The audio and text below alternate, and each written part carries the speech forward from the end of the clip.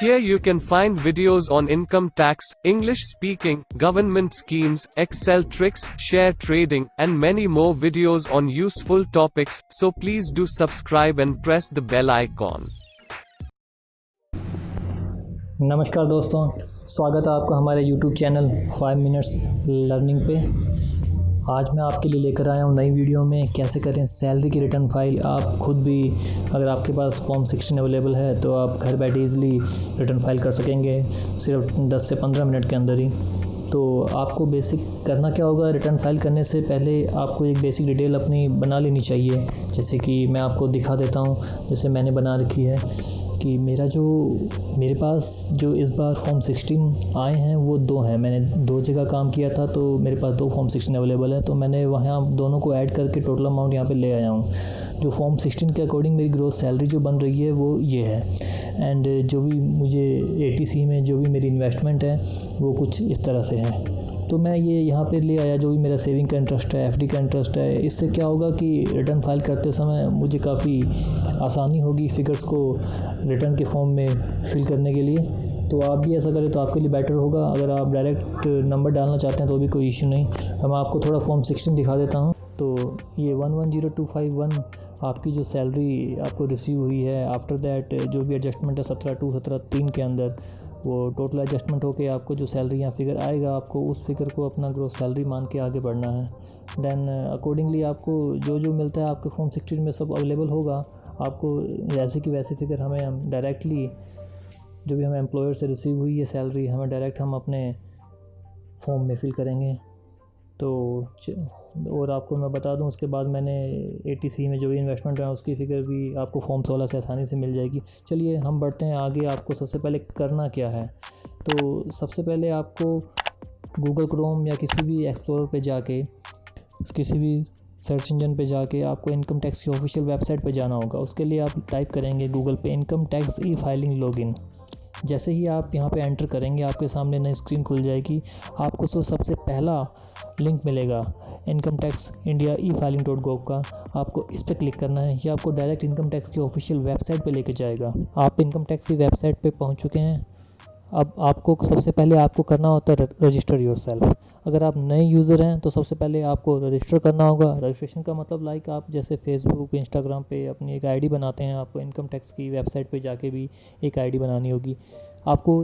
अगर आपने अभी तक अपने आप को रजिस्टर नहीं किया है तो सबसे पहले आपको रजिस्टर करना होगा। इसका भी वीडियो मैंने बना रखा है जिसका लिंक मैं डिस्क्रिप्शन में आप लोगों को दे दूँगा। आप वहाँ जाके ईजिली 5 to 10 मिनट्स लगेंगे आपको, आप वहाँ से अपने आप को रजिस्टर कर सकते हैं। अगर आपने अपने आप को रजिस्टर कर लिया है, अगर आपके पास ऑलरेडी अपना ID और पासवर्ड है, तो आपको करना होगा लॉगिन। सबसे पहले आप डालेंगे अपना यूज़र ID होगा आपका पेन। इसके बाद आपको डालना होगा पासवर्ड।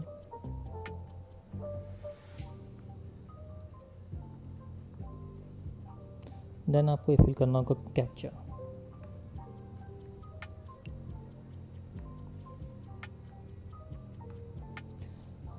इन्फॉर्मेशन फिल करने के बाद आप कर देंगे लॉगिन।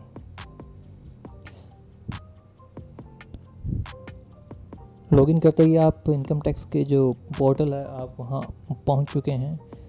आपको इसके लिए सबसे पहले आपको फॉर्म सिलेक्ट करना होगा कि आपको कौन सा फॉर्म फाइल करना है। जो सैलरी रिटर्न के लिए अगर आपकी मेन इनकम सैलरी की है एंड सैलरी के साथ आप इंटरेस्ट या FD का इंटरेस्ट आपको मिलता है तो आपको ITR 1 फाइल करना होगा यहाँ पे।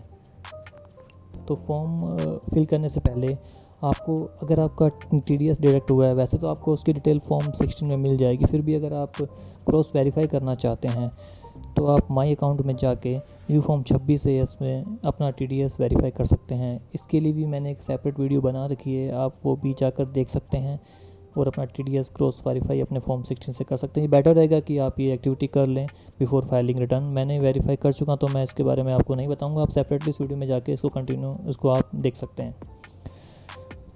तो आपको यहाँ क्लिक करना होगा filing of income tax return पे। तो सबसे पहले आप अपना असेसमेंट ये सेलेक्ट करेंगे। अभी जो मैं रिटर्न फाइल करने जा रहा हूँ ये फाइनेंशियल ईयर 19-20 जो अभी रिसेंटली मार्च 20 निकला है, तो इस फाइनेंशियल ईयर की रिटर्न हम फाइल करने जा रहे हैं। तो मैं आपको बता दूँ इनकम टैक्स के अंदर हमेशा एक ईयर वो लोग चलते हैं आगे हमसे। अगर हम फाइनेंशियल ईयर 19-20 की बात करते हैं तो वो लोग उसे असेसमेंट ईयर 20-21 बोलते हैं। तो हमें 19-20 के लिए असेसमेंट ईयर 20-21 को यहाँ पे सिलेक्ट करना होगा। इसके बाद हमें सेलेक्ट करना होगा ITR फॉर्म नंबर। तो जैसा कि मैंने आपको बताया था कि हम सैलरी रिटर्न फाइल करने हैं, और सैलरी रिटर्न के साथ अगर आपकी income, interest, FD other income है तो आप ITR 1 से काम चला। फॉर्म ITR 1 सेलेक्ट करने के बाद हम सेलेक्ट करेंगे फिलिंग टाइप, कि हम रिटर्न क्या फाइल कर रहे हैं, ओरिजिनल या रिवाइज। यहाँ पे एक ही ऑप्शन है तो हमें कोई ज़्यादा मैटर नहीं करेगा ये वाला ऑप्शन। अब नेक्स्ट हमें फिल करना है सबमिशन मोड। इसके अंदर हम क्लिक करेंगे तो रिटर्न आपको प्रिपेयर एंड सबमिट ऑनलाइन या अपलोड XML में। आपके लिए यही सजेस्ट करूँगा कि आप लोग प्रिपेयर एंड सबमिट ऑनलाइन करें, इसके रिटर्न काफ़ी इजीली फाइल हो जाएगी आपकी। ये 4 आपको फिल करने के बाद आप नीचे बढ़ेंगे, यहाँ पे आप देखेंगे कि ऑलरेडी बैंक अकाउंट्स आपको दिख रहे हैं। ये दिखने का यहाँ रीज़न ये है कि मेरी रिटर्न मैं पहले भी फाइल करता आ रहा हूँ। तो ये इनकम टैक्स में अब क्या आजकल क्या हो रहा है कि जो लास्ट रिटर्न्स का डेटा होता है वो ऑटोमेटिकली प्री फिल होकर पहले ही हमें मिल जाता है।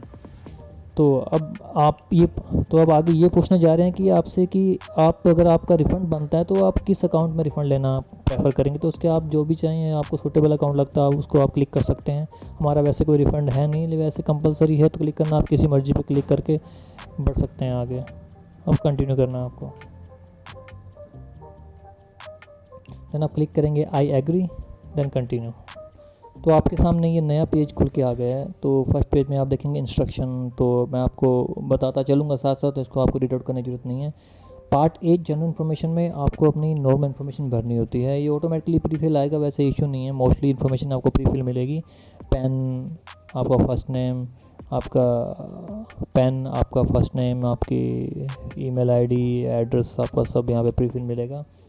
देन अगले ऑप्शन में आप देखेंगे, अगर आपको आपको नीचे आना है नेचर ऑफ एम्प्लॉयमेंट, आपको ये फिल करना होगा।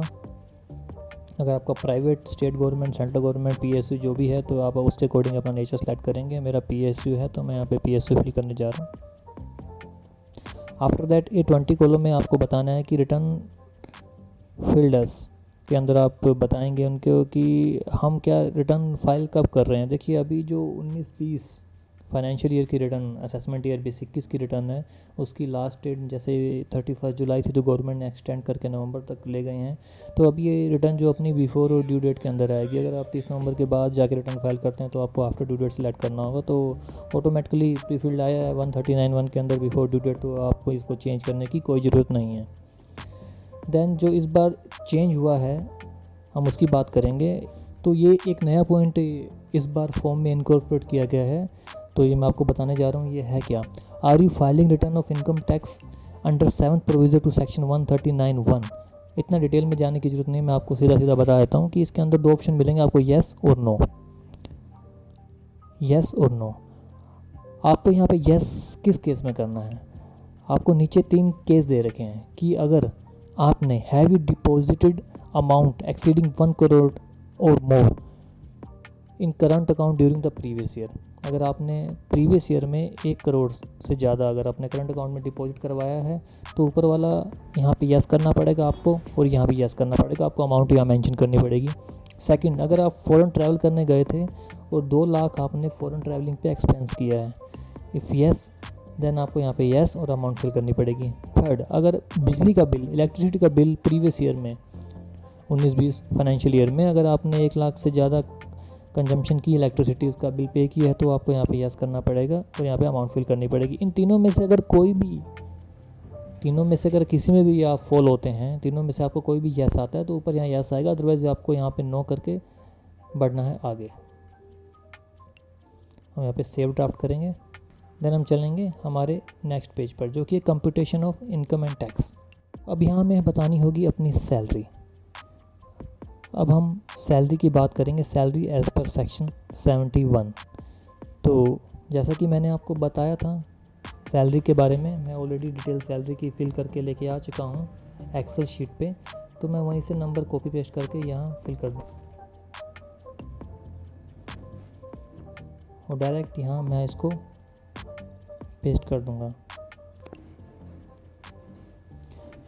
मेरा जो मैंने आपको फॉर्म 16 दिखाया था, उसमें जो भी सैलरी एज़ पर सेक्शन 17(1) थी।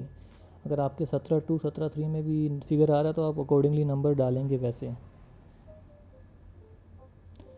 देन आपको पता होगा कि सैलरी के लिए हमें 50,000 की स्टैंडर्ड डिडक्शन मिलती है, जो कि आपके फॉर्म 16 में भी हो सकती है। तो आपको वो नंबर कहीं नहीं डालना है, ये फॉर्म अपने आप उसको पिक करेगा, ऑटोमेटिकली आपको यहाँ पे डिडक्शन मिलेगी। इसके बाद आपकी सैलरी कैलकुलेट होकर ऑटोमेटिकली यहाँ पे आ जाएगी। आपको आगे बढ़ना है। अगर आपकी हाउस प्रॉपर्टी से भी कोई इनकम है तो आप यहाँ पे दिखा सकते हैं, जो भी अगर आपकी कोई पर्सनल प्रॉपर्टी है, आपको उससे रेंट मिलता है तो आप यहाँ पे उसका नंबर भी आप यहाँ पे दिखा सकते हैं। देन अगला नंबर है इनकम। देन अगली इनकम आपको जो दिखानी है वो है अदर सोर्सेज। ये 100% श्योर हर पर्सन की इनकम होगी। ये इंटरेस्ट फ्रॉम सेविंग अकाउंट। तो इसकी अमाउंट भी हम ऑलरेडी हमारे पास कैलकुलेट करके हम ले आए थे।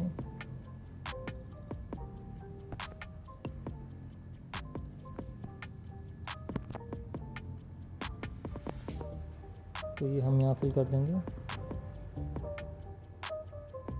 देन हम एक सेक्शन यहाँ पे ऐड करेंगे, लाइन यहाँ पे, जिसमें हम जिसके अंदर हम हमारी एफडी की जो इनकम है वो यहाँ पे इनकॉर्पोरेट करेंगे, दिखाएंगे। तो यहाँ पे मिल जाएगा हमें इंटरेस्ट फ्रॉम डिपॉजिट। तो ये हमारा एफडी से रिलेटेड है। इसका नंबर भी हमारे पास ऑलरेडी है। तो ये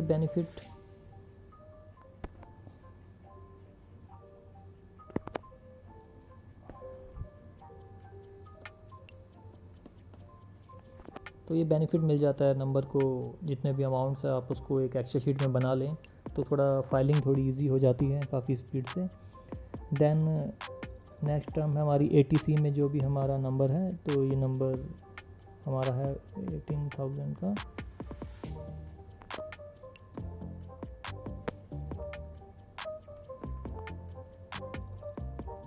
ATC का नंबर हमने फिल कर दिया वहाँ पे। देन ATC CD1B, ये सब फॉर्म 16 से लिया हुआ है मैंने, 6070।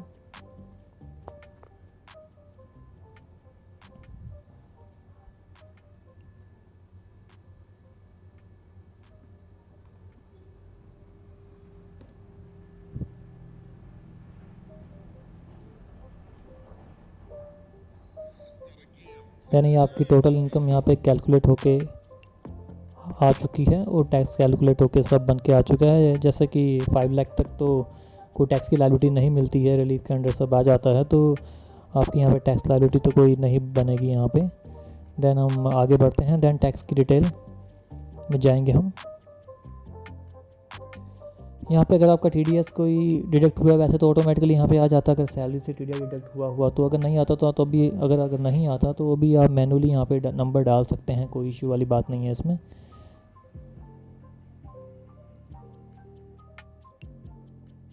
Then tax paid and verification, यहाँ पे आपका सारी कैलकुलेशन होने के बाद जो भी अगर आपका रिफंड बनता है या अमाउंट पेबल बनती है, यहाँ पे सब कुछ मिल जाता है।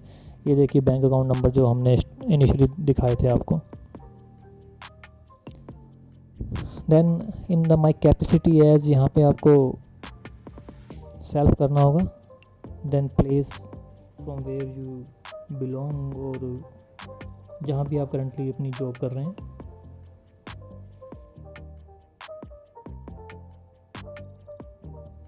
देन आपको पहले क्या होता था, हमें रिटर्न को ऑफलाइन बेंगलोर सेंड करना होता था सिग्नेचर करने के बाद, लेकिन अब वो ऑप्शन ऐसा कब उन्होंने, लेकिन अब हम इसे ऑनलाइन भी वेरीफाई कर सकते हैं काफ़ी मल्टीपल वेज से। दे आर आस्किंग दैट कि आप कैसे अपनी रिटर्न को वेरीफाई करना चाहोगे, थ्रू आधार, डीमैट, पैन, मल्टीपल वेज होते हैं रिटर्न वेरीफाई करने के लिए। इसके लिए भी हम सेपरेट वीडियो बनाएंगे, उसके लिए आप चैनल को सब्सक्राइब करके बेल आइकन ज़रूर प्रेस कर दीजिएगा, आपको लेटेस्ट अपडेट मिलता रहेगा। अगर आप चाहें तो अपनी रिटर्न को बाद में भी वेरीफाई कर सकते हैं। देन अगर आप चाहें तो मैनुअली भी सिग्नेचर करके आप डायरेक्ट इसको बेंगलोर अपनी बाई पोस्ट आप पहुंचा सकते हैं। तो अभी मैं बाद में इसको ई वेरीफाई कर दूंगा। इसके लिए मैं एक सेपरेट वीडियो बना के आपको दे दूंगा कि कैसे आपको ई वेरीफाई करना है। देन आपको सेव ड्राफ्ट करना है और हम चलेंगे आगे।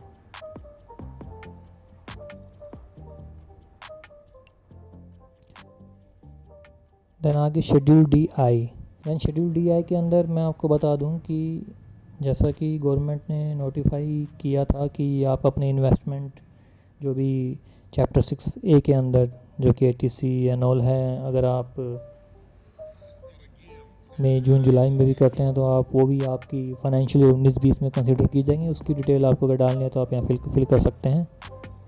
दैन 80D के अंदर इसी अकॉर्डिंग अगर आपका 80D आपने कोई फैमिली का हेल्थ इंश्योरेंस, अपना हेल्थ इंश्योरेंस ले रखा है तो उसकी डिटेल आपको यहाँ पे फिल करनी होगी। दैन नेक्स्ट 80G में अगर आपने कोई डोनेट किया है, लाइक अगर कोविड के लिए डोनेट किया आपने या अगर किसी प्राइम मिनिस्टर रिलीफ फंड में, चीफ मिनिस्टर रिलीफ फंड में, तो आपको वो डिटेल यहाँ पे उसके लिए आपको डिडक्शन मिल जाएगी टैक्स में। अगर आपका ऐसा कुछ नहीं है तो आप डायरेक्टली इसे सेव ड्राफ्ट करेंगे और प्रीव्यू एंड सबमिट पर क्लिक करेंगे। इसके बाद आपके सामने ये पेज ओपन हो जाएगा। आप अपनी डिटेल को वापस से क्रॉस वेरीफाई कर सकते हैं कि आपने जो भी फिल किया है एक्यूरेट फिल हुआ है। आप जो भी अपनी डिटेल को अपने फॉर्म 16 से या जो भी आपने डिटेल बनाई थी उससे आप वेरीफाई कर लेंगे। उसके बाद आप क्लिक करना है सबमिट पे। ध्यान रखिएगा सबमिट पे क्लिक करने से पहले आप श्योरली अपनी डिटेल्स को वेरीफाई कर लें पहले, इसके बाद आपकी रिटर्न सबमिट हो जाएगी। तो आपकी रिटर्न यहाँ पे सबमिट हो चुकी है। अब जस्ट आपको इसको वेरीफाई करना होगा। वो आप सिंपल आधार से यहाँ क्लिक करके वेरीफाई कर सकते हैं। इसके लिए मैं सेपरेट वीडियो बनाऊंगा। इसके लिए प्लीज़ अगर आपको वीडियो अच्छी लगी तो चैनल को सब्सक्राइब कीजिए और वीडियो को शेयर कीजिए और बेल आइकन दबाना ना भूलिए। Thank you so much.